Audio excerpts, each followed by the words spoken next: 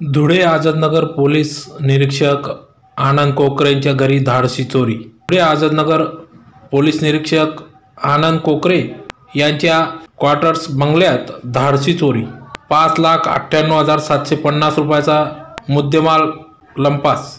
याबाबत वृत्त असे की धुळे शहरातील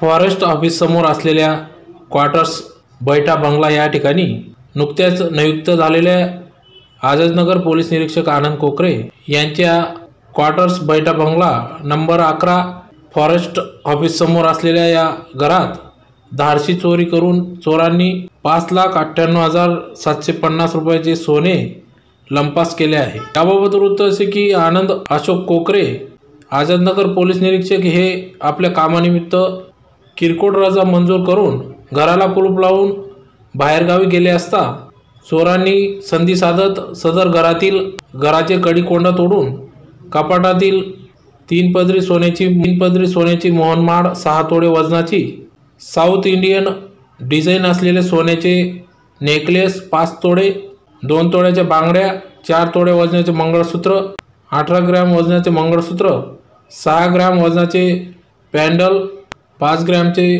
चेन ओमचे पॅन्डल 3 ग्रॅमचे रिंगा 7 ग्रॅम वजनाचे सोन्याचे दागिने 5 ग्रॅम वजनाची चेन 5 ग्रॅम वजनाचे कानातील झुमकेचे चेन 1 ग्रॅम सोन्याची नथ 3 ग्रॅम वजनाची लेडीज अंगठी तसेच चांदीचे साकड्या चांदीचे गणपती आकाराचे नाणे असा एकूण 5,98,750 रुपये किमतीचा सोने सदर चोरांनी लंपास केले असून याबाबत शहर पोलीस ठाणे येथे गुन्हा दाखल करण्यात आला आहे।